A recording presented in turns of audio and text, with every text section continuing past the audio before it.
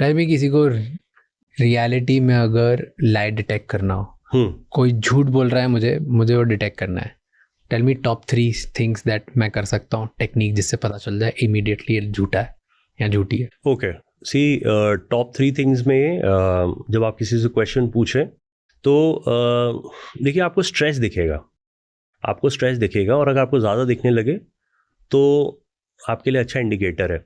आपने पूछा ये प्रोजेक्ट हो जाएगा, आप बात कर रहे हैं सामने और वो पीछे चला जाए, हाँ देखते हैं सर हो जाएगा. इसको कहते हैं फिजिकल डिस्टेंस भी बढ़ाना और साइकोलॉजिकल डिस्टेंस भी बढ़ाना. इसको जेस्चरल रिट्रीट कहते हैं. उसको अपनी बात पे फेथ नहीं है, ठीक है. That is number 1. नंबर 2, ये तो बहुत अमेजिंग असाइनमेंट लग रहा है, मिलके करेंगे. मैं प्लान बनाता हूँ सर आपके लिए. झूठ. I blocking. He doesn't like what you are saying, ठीक है.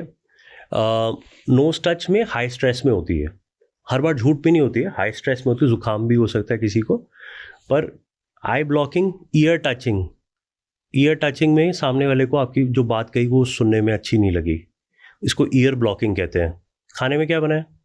करेला. हाँ बढ़िया है, मैं खा लूँगा. यूजुअली हस्बैंड्स करते हैं, खा लेंगे. तो ईयर ब्लॉकिंग आपको ये दिखाई देगा. अच्छा, आपको पता है ना हार्ट एक मिनट में कितनी बार बीट करता है? ऐसी गेस कर लीजिए. बता दो आप ही, आई डोंट नो. अच्छा ठीक है, कोई नहीं, 60 to 80, राइट. हमारी आईज, जो मैं नेक्स्ट क्वेश्चन ये पूछने वाला था कि हमारी आईज एक मिनट में कितना ब्लिंक करती है, वो 12 to 20 टाइम्स ब्लिंक करती है जब आप रिलैक्स्ड हो. और बहुत ज़्यादा इंटरेस्टेड हो, डिनर डेट पे चले गए तो ब्लिंक ही कम करेगी, क्योंकि आप देखना चाहते हो उसको ज़्यादा. ऐसी कंडीशन में तो झूठ कैसे पकड़ूंगा इसको? इसमें अगर आपने पूछ लिया कि यार पिछले साल कहाँ पे थी, तुम्हारा प्रोफाइल में तो कुछ दिख ही नहीं रहा, तो उसमें आई ब्लिंक रेट इंक्रीज हो जाए. वो उसको लोड है, कॉग्निटिव लोड उसको कहते हैं.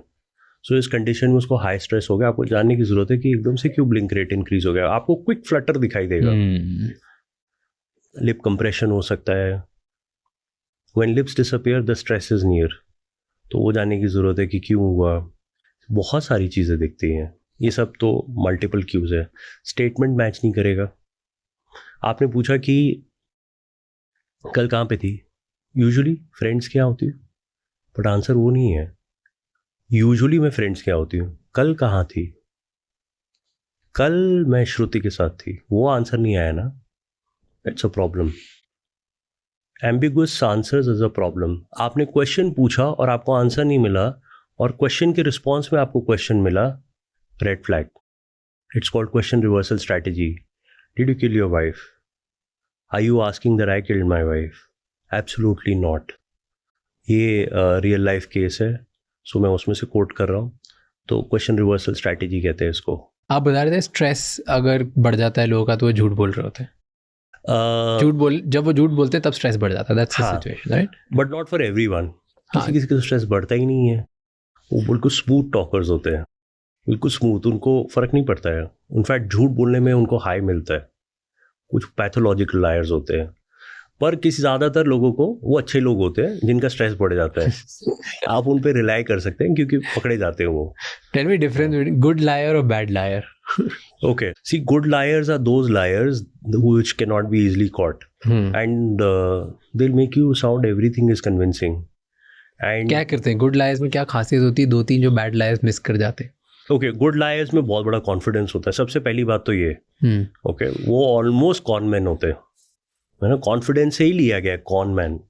सो कॉन मैन होते हैं, वो आपकी आईज में डाल के आप ही को कन्विंस कर देंगे कि जो आपको समझ में आ रहा है वो है ही नहीं ठीक, है ना. आप डिस्टॉर्टेड सोच रहे हो, ठीक है. That is 1. नंबर 2, वो आपको ब्रेन वॉश कर देंगे, ठीक है. आप खुद को ही डाउट करने लगोगे कि मेरी थिंकिंग सही नहीं है. एंड फैक्ट्स को एग्जैजरेटेड बताएंगे. कोई स्ट्रेस साइन नहीं आएगा, और बहुत स्मूथ होंगे, they very smooth. Okay, and you'd feel कि सही तो बोल रहे हैं. I don't want to take names, but सही तो बोल रहे हैं, बात में तो हम है. जो बैड लायर्स हैं वो घर की बात भी जो होगी वो ऐसे बताएंगे कि जैसे कि कुछ बहुत बड़ी बात हो गई है, वो उनकी आवाज़ स्टैमर करने लगेगी, उनकी बॉडी फिजिटी होने लगेगी और वो स्ट्रगल में आने लगेंगे, वो आपको बहुत आसानी से दिखेगा। ऐसे घर में ज़्यादातर मम्मियाँ दिख जाती हैं, फादर्स थोड़े स्मूथ होते हैं। मतलब मैं जनरलाइज नहीं कर रहा हूँ, पर फिर भी फादर्स थोड़े स्मूथ होते हैं comparison to mothers. So I have read कि जो गुड लायर्स होते हैं उनमें दो चीज़ें बहुत ज़्यादा अच्छी होती है। One is identity creation. वो जब भी उनसे आप अगर कुछ पूछोगे कि क्या कर रहे थे, कहाँ थे, कैसे थे, वो सिचुएशन को डिस्क्राइब भी कर देंगे और वहाँ पे एक नई आइडेंटिटी क्रिएट कर लेंगे खुद ही की।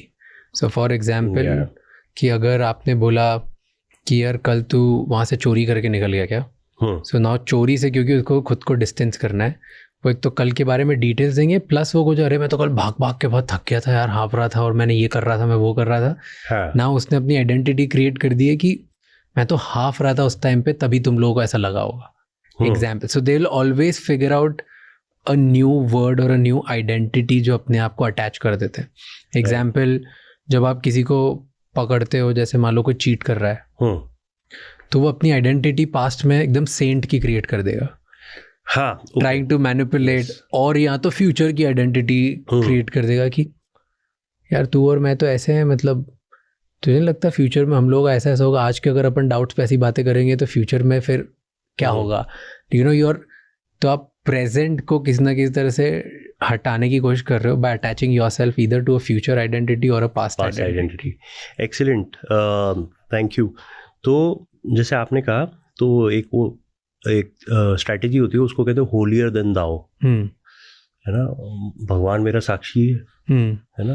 आप क्या बात कर रहे हो, भगवान जानता है मैंने ऐसे कुछ नहीं किया, मम्मी कसम मम्मी कसम, भगवान कसम, मैं तो इतनी बार मंदिर जाता हूँ, ऐसा तो हो ही नहीं सकता ना, ये सबसे पहले आ जाएगा। Exactly, that happens. So identity creation से ब्रेन में आपका ब्रेन एक नए इंसान जैसे फंक्शन करने लग जाता है, then you are more confident in talking about it. क्योंकि जब आप मुझसे मेरे बारे में पूछोगे, प्रॉबेबली मैं मेरे बारे में झूठ नहीं बोल पाऊंगा क्योंकि वो आप स्ट्रेस पकड़ लोगे।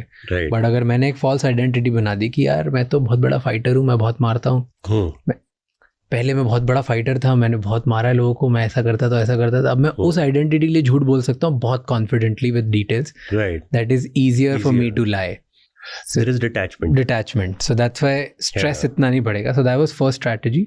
And second strategy which I was reading कि जो लायर्स होते हैं वो बहुत ज़्यादा ब्यूटिफुली डिटेल्स दे देते हैं, और वो इतनी डिटेल्स देते हैं कि आपके दिमाग में एक विजुअल पिक्चर बना देते हैं. देन यू फील इतनी डिटेल्स किसी को पता है तो definitely it's not a problem. So they give extra details जो नॉर्मली शायद वो डे टू डे बात करने में इतनी डिटेल्स नहीं देंगे, बट जब वो झूठ बोलेंगे तब वो पिक्चर पेंट कर देंगे कि जब मैं उधर गया था वहाँ से फिर मैं लेफ़्ट लिया, लेफ़्ट में ना एक वाइट कलर की दुकान थी, बट मेरा उसमें काम नहीं था. आगे जाके जो 3rd नंबर वाली दुकान थी ना, रेड गेट था जिसपे, वो रेड गेट वाले पे जाके मैंने ऑर्डर किया था. फिर वहाँ वो एक रमेश आया था भैया, उन्होंने मेरा ऑर्डर लिया था. You will just randomly create so many little details and then keep telling people, and वो हर बार तुम उसमें एक दो तीन डिटेल याद ऐड करते जाते हो, क्योंकि तुम्हारे ब्रेन में भी और सामने वाले ब्रेन में दोनों में एक विजुअल आइडेंटिटी क्रिएट हो जाती है, जिसकी वजह से तुम्हें फिर वो याद करना भी आसान होता है कि एक पेंटिंग बन गई, अब यही है. राइट. तो लोड कहाँ से पड़ता है? फ्रंटल लोब से. वो झूठ को सप्रेस करती है. अब झूठ को जब सप्रेस करोगे कुछ तो जोर लगेगा, कुछ तो प्रेशर लगेगा. आप कौन कितना अच्छा झूठा है वो उसमें वैसे डिपेंड करता है.